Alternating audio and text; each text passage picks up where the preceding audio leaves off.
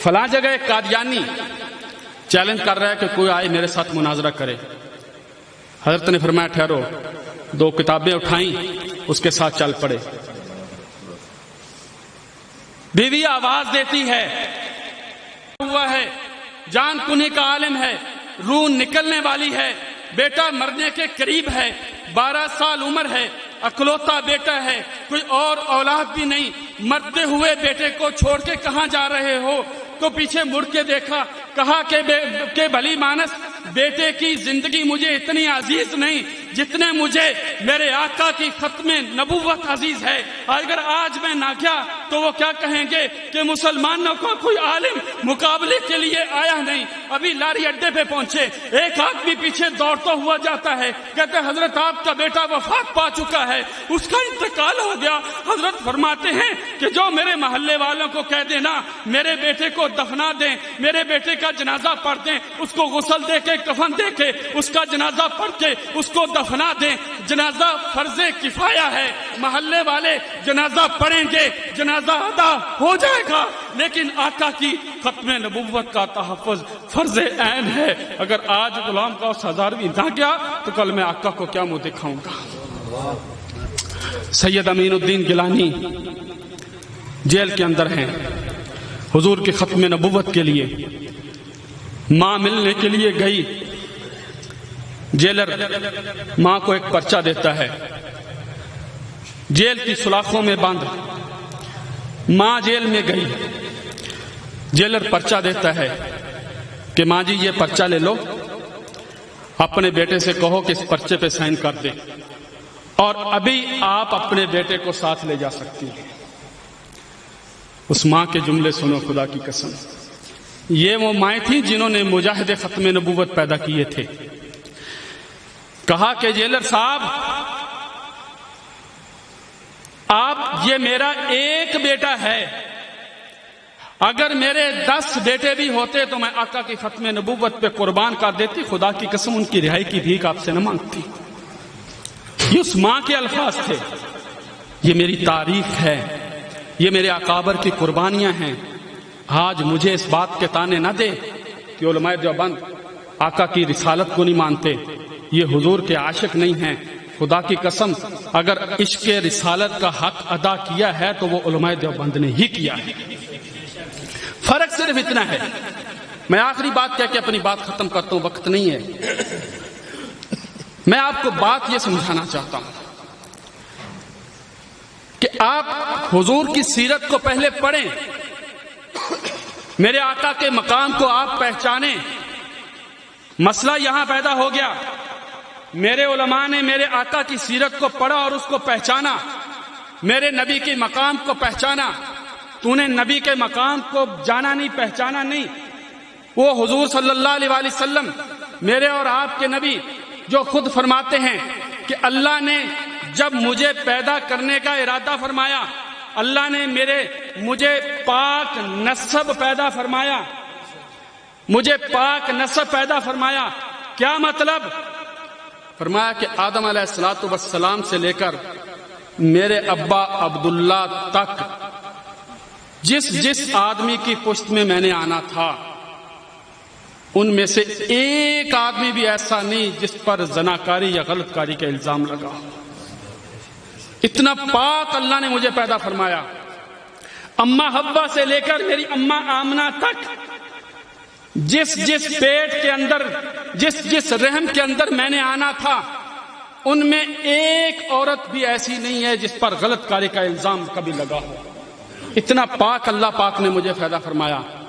ایک دوسری روایت میں فرمایا جب اللہ نے مجھے بھیجنے کا فیصلہ کیا سب سے پہلے انسان کا انتخاب کیا, اشرف المخلوقات کا انتخاب کیا, پھر اس کے بعد انسانوں میں سے انبیاء علیہ السلام کا انتخاب کیا.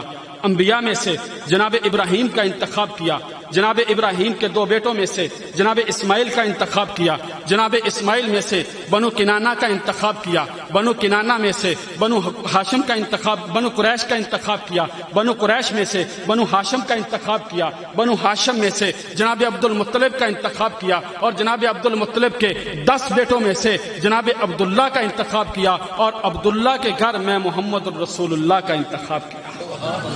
پھر اللہ نے جس دھرتی پر مجھے بھیجا، وہ دھرتی وہ ہے جس پر کعبۃ اللہ موجود ہے، جس کو وادی غیر ذی زرع کہا گیا، جس کو قرآن نے مکہ اور بکہ کہا۔ مجھے اس دھرتی پہ اللہ پاک نے بھیجا۔ تو اللہ نے جب اللہ کے نبی کو بھیجنے کا فیصلہ فرمایا، نسب پاک، جگہ پاک، اللہ پاک نے ماں کی طرف سے تمام رشتے پاک پیدا فرمائے، سب سے اعلیٰ اور افضل چیز کا انتخاب کیا، انسان کا انتخاب کیا، انسانوں میں سے پھر جو اعلیٰ اور افضل اور عرفہ تھے ان کا انتخاب کرتے گئے۔ میرا اور آپ کا جھگڑا صرف یہ ہے، میں کہتا ہوں آج میرے نبی کا تذکرہ جس جگہ پہ کرنا ہے وہ جگہ پاکیزہ ہونی چاہیے۔ میں اس بات کا قائل ہوں، میرے علماء کا یہ نظریہ ہے، میرے علماء کا یہ عقیدہ ہے کہ نبی کے تذکرے کے لیے جگہ پاک منتخب کرو۔ سب سے جگہ منتخب جو پاک جگہ ہے، احب البلاد الی اللہ مساجدھا، اللہ کو جو سب سے زیادہ پسند جگہ ہے وہ مسجدیں ہیں۔ آج مفتی شریف صاحب نے اللہ کے نبی کے تذکرے کے لیے آپ کو کسی چوک میں جگہ جمع نہیں کیا، آج آپ کو اللہ کے نبی کے تذکرے کے لیے بازار میں جمع نہیں کیا، تم نے میرے نبی کا بازاروں میں تماشا لگا دیا۔ میرا صرف اختلاف ہی یہ ہے، میں کہتا ہوں کہ چھوڑ دو یہ کچھ آج بازاروں میں تماشا لگایا جا رہا ہے، اب تو اس حد تک بات آگے نکل چکی ہے، خدا کی قسم اٹھا کے کہتا ہوں جو شروع کرنے والے تھے وہ بھی روکیں گے، لیکن یہ اب معاملہ رکے گا نہیں۔ اب بھی وقت ہے، میرے نبی کے تذکرے کے لیے پاک جگہ کا انتخاب کرو۔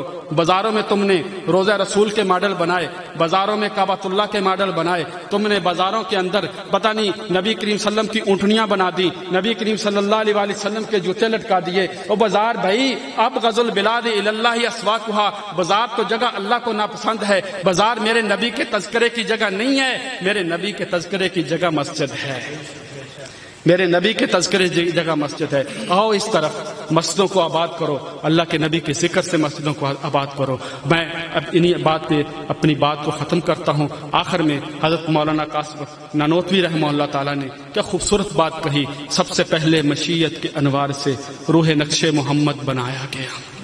یہ وہی قاسم نانوتوی تھے، انگریز نے فتویٰ دیا کہ انہیں گرفتار کیا جائے، بغاوت کا کیس، گرفتاری کے آرڈر، حضرت مولانا قاسم نانوتوی روپوش ہو گئے۔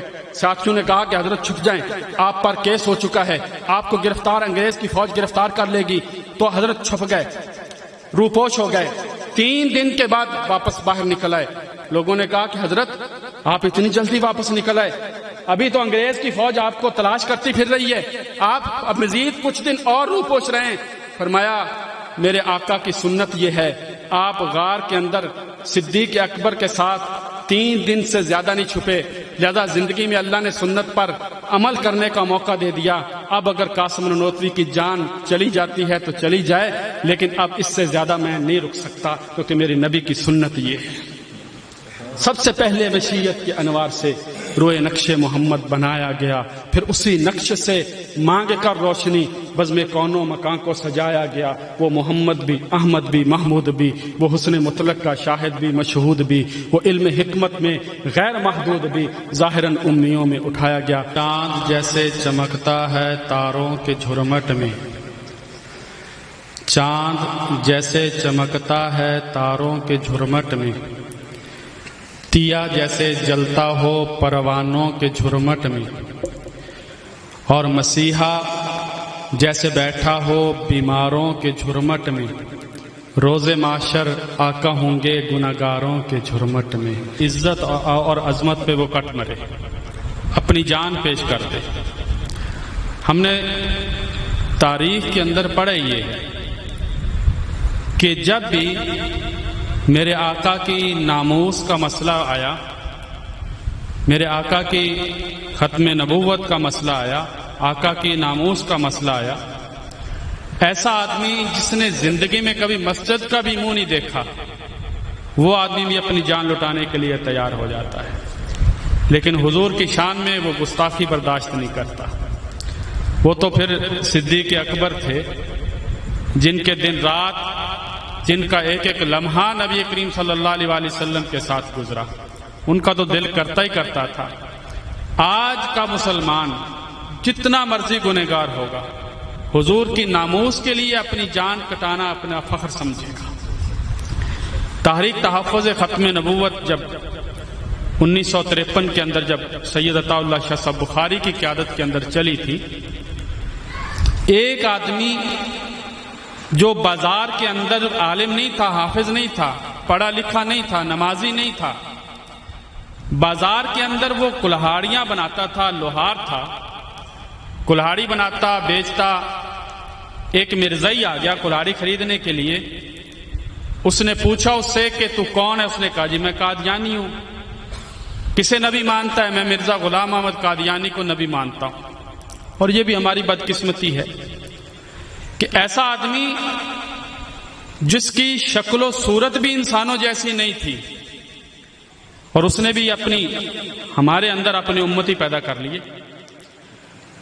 ہمارے جامعہ خیر المدارس ملتان کا ایک جلسہ تھا، تو وہاں پر حضرت مولانا غالباً یہ سید عطا اللہ شاہ صاحب بخاری تھے یا کوئی اور خطیب تھا، اس نے وہاں پر ایک جملہ کہا کہ سید عطا اللہ شاہ صاحب بخاری اور حضرت مولانا یوسف بن نوری رحمہ اللہ تعالیٰ سٹیج پہ بیٹھے ہوئے تھے، تو اس خطیب نے ایک جملہ کہا، اس نے کہا کہ یار یہ مولانا یوسف بن نوری رحمہ اللہ تعالیٰ یہاں بیٹھے بڑے خوبصورت تھے، تو فرمایا کہ یہ بیٹھے ہوئے ہیں، اگر یہ اتنے خوبصورت ہیں کہ اگر یہ نبوت کا دعویٰ کریں تو چلو کوئی عقل مند آدمی چلو کچھ اگرچہ ہو نہیں سکتا، میرے نبی کی نبوت کے بعد ہم یہ تصور بھی نہیں کر سکتے کہ کوئی نبی آ سکتا ہے، لیکن پھر ان جیسا اگر کوئی خوبصورت آدمی نبوت کا دعویٰ کرے تو چلو کوئی نہ کوئی بات مانی جا سکتی ہے۔ مرزا غلام احمد قادیانی جیسا آدمی جس کی شکل بھی انسانوں والی نہیں تھی، وہ نبوت کا دعویٰ کرے، تو مولانا خیر محمد صاحب جلندری فوراً کھڑے ہوئے اور مائک پکڑا۔ انہوں نے کہا کہ مولانا یہ جو آپ نے بات کہی ہے بات ایسے نہیں، بلکہ 1000 یوسف بن نوری مل کر بھی اگر آپ نبوت کا دعویٰ کریں گے ہم اسے بھی ماننے کے لیے تیار نہیں ہیں۔ تو اس نے پوچھا کہ تو کون ہے؟ کہنے لگا میں قادیانی ہوں، مرزا غلام احمد قادیانی کو میں نبی مانتا ہوں۔ اس نے کلاڑی اٹھائی، اس کے کندھے پہ رکھ لی، گردن پہ رکھی، اس نے کہا کہ بتا مرزا سچا یا جھوٹا؟ اگر تو نے مرزا کو سچا کہا اور جھوٹا نہ کہا تو تیری گردن اڑا دوں گا۔ کہنے لگا جی مرزا کانپ رہا ہے، پیشاب نکل گیا، ہاتھ پاؤں کانپ رہے۔ کہنے لگا جی مرزا جھوٹا ہے۔ اس نے کہا کہ مرزا کذاب ہے۔ کہنے لگا مرزا کذاب ہے۔ غرض جتنی گالیاں اس کو آتی تھیں اس نے اس کی زبان سے مرزا قادیانی کو وہ گالیاں نکلوائیں، اور پھر اس کے بعد اپنی وہ کلہاڑی اس مستری نے اپنی وہ کلہاڑی اس قادیانی کو دے دی اور کہا دیکھ جس کو تو نبی مانتا تھا تو نے موت کے ڈر سے اس کو 1000 گالیاں دے دی، جو میں نے تیری زبان سے کہلوانا چاہا تو نے وہ کہہ دیا، تو نے اسے گالیاں دی، لیکن جسے میں نبی مانتا ہوں میرے نبی حضرت محمد مصطفیٰ صلی اللہ علیہ وسلم ہیں، میں جسے نبی مانتا ہوں کلہاڑی تیرے پاس ہے، مجھے بچانے والا یہاں کوئی نہیں، میری گردن پہ کلہاڑی رکھ اور مجھے موت سے ڈرا، میری گردن کو میرا سر تن سے جدا کر دے، میرے جسم کے ٹکڑے ٹکڑے کر دے۔ خدا کی قسم اٹھا کے کہتا ہوں کہ میرے جسم سے نکلنے والے ایک ایک خون کے قطرے سے، میرے جسم کے ایک ایک ٹکڑے سے تمہیں ایک ہی آواز آئے گی کہ تاجدار ختم نبوت زندہ باد، تاجدار ختم نبوت، تاجدار ختم نبوت، نعرہ تکبیر۔ سید عطا اللہ شاہ صاحب بخاری نے جب 1953 کی تحریک چلائی قادیانیوں کے خلاف، 10,000 مسلمانوں نے قربانیاں دی، 10,000 مسلمان کو گولی کے بین چڑھ گئے، کو تختہ دار پہ لٹک گئے، کسی گردن اڑا دی گئی، تحریک دبا دی گئی، بظاہر یوں لگا تحریک ختم ہو گئی۔ کسی نے سید عطا اللہ شاہ صاحب بخاری کو کہا کہ بخاری جی آپ کی تحریک تو ختم ہو گئی، آپ کی تحریک تو ختم ہو گئی، وہ 10,000 مسلمانوں کی قربانیوں کا کیا بنا؟ تو سید عطا اللہ شاہ صاحب بخاری نے 2 باتیں کہیں، فرمایا جہاں تک ان کی قربانیوں کا تعلق ہے کل میدان محشر میں اپنے نانا کے سامنے اپنا دامن پھیلاؤں گا اور اپنے نانا کے سے سفارش کروں گا کہ یہ 10,000 مسلمان تیری ناموس کی خاطر، تیری ختم نبوت کی خاطر اپنی جانوں کی قربانیاں دے کر کے آئے ہیں۔ آج اپنے ہاتھوں سے نانا جی انہیں جام کوثر پلا دیجئے، میں اپنے نانا کے ہاتھ سے انہیں بدلہ دلواؤں گا۔ اور جہاں تک میری ناکامی کا تعلق ہے، میں نے مسلمانوں کے دلوں کے اندر، میں نے مسلمانوں کے دل و دماغ کے اندر قادیانیوں کی اور بلکہ ہر ختم نبوت کے منکر کی اتنی نفرت پیدا کر دی ہے کہ ایک وقت آئے گا تمہیں معلوم ہوگا کہ اس دھرتی پر قادیانیوں کا جینا حرام کر دیا جائے گا۔ چنانچہ پھر وہی تاریخ 1974 کے اندر دوبارہ جنم لیتی ہے، دوبارہ ابھرتی ہے چند نوجوانوں کی قربانیوں سے، جب پاکستان کی قومی اسمبلی کے اندر، پاکستان کی نیشنل اسمبلی کے اندر جب فیصلہ لکھا گیا کہ میرے آقا کی ختم نبوت کے منکر کافر ہیں، مرزائی قادیانی کافر ہیں، ان کو ماننے والے کافر ہیں، مرزا قادیانی کافر ہے، اس کو ماننے والے کافر ہیں، اور کوئی آدمی، کوئی قادیانی مسلمانوں والا لیبل اپنے اوپر نہیں لگا سکتا، یہ لا الہ الا اللہ محمد رسول اللہ کلمہ نہیں پڑھ سکتے، یا اپنی عبادت گاہ مسجد کے نقشے پر نہیں بنا سکتے۔ غرض کوئی بھی ایسا کام جو مسلمان کرتے ہیں یہ یا شاعر اسلام کے اندر داخل ہے، یہ قادیانی نہیں اپنا سکتے۔ جب یہ فیصلہ لکھا گیا، حضرت مولانا مجاہد جمعیت حضرت مولانا مفتی محمود رحمہ اللہ تعالی نیشنل اسمبلی سے نکلتے ہیں اور سیدھے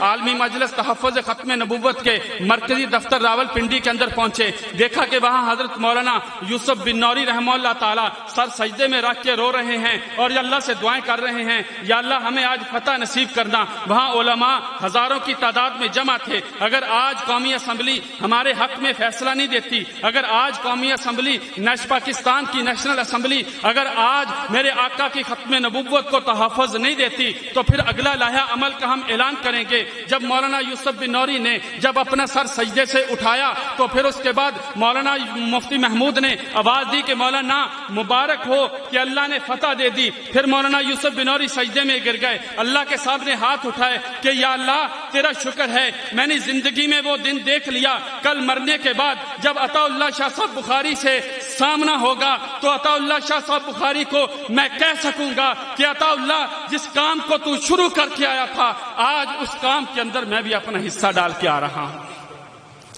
میں نے بھی اپنے اس کام کے اندر آقا کی ختم نبوت کے تحفظ کے لیے میں بھی اس کے اندر اپنا حصہ ڈال کے آ رہا ہوں۔ یقین جانیں میرے آقا کی ختم نبوت یہ ایک ایسا مسئلہ ہے، میں آپ سے یہاں مسجد میں کھڑے ہو کے وعدہ کر رہا ہوں، اگر زندگی میں موقع ملے آقا کی ختم نبوت کے تحفظ سے پیچھے نہیں ہٹنا۔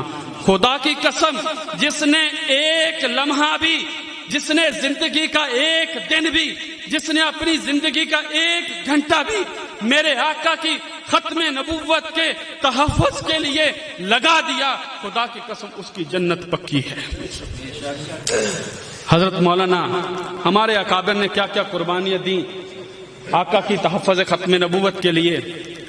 آج ہمیں کہا جاتا ہے کہ یہ آقا کو مانتے نہیں، آج ہمیں تانے دیے جاتے ہیں، مجھے یہ تانے نہ دے، خدا کی قسم تو میری تاریخ سے واقف نہیں ہے، میری تاریخ علماء دیوبند کی تاریخ سے واقف نہیں ہے۔ قربانیاں دی میرے اکابر نے، انسان کے رونگٹے کھڑے ہو جاتے۔ حضرت مولانا غلام غوث ہزاروی رحمہ اللہ تعالی، وہ مرد شیر، وہ مرد قلندر قومی اسمبلی کے اندر جس نے میرے آقا کی ختم نبوت کی جنگ لڑی۔ 12 سال کا معصوم بیٹا، بخار ہے، آخری وقت ہے، ڈاکٹروں نے جواب دے دیا، حضرت اٹھا کر کے گھر میں لے آئے، اس کے سرانے بیٹھے ہوئے ہیں، بیٹا بالکل آخری وقت ہے، ڈاکٹروں نے کہا یہ بچ نہیں سکتا، زیادہ سے زیادہ شام تک یہ نکال سکتا ہے، اس سے زیادہ اس کی عمر نہیں، مر جائے گا۔ تو حضرت اپنے گھر لے آئے، اپنے بیٹے کے سرانے بیٹھے ہوئے ہیں، دروازے پہ دستک ہوئی، ایک آدمی باہر آیا، حضرت فلاں جگہ ایک مرزائی چیلنج کر رہا ہے کہ کوئی مسلمان اس کے ساتھ مناظرہ کرے، 1 منٹ بند کرتے اور 2 منٹ بند کرتے۔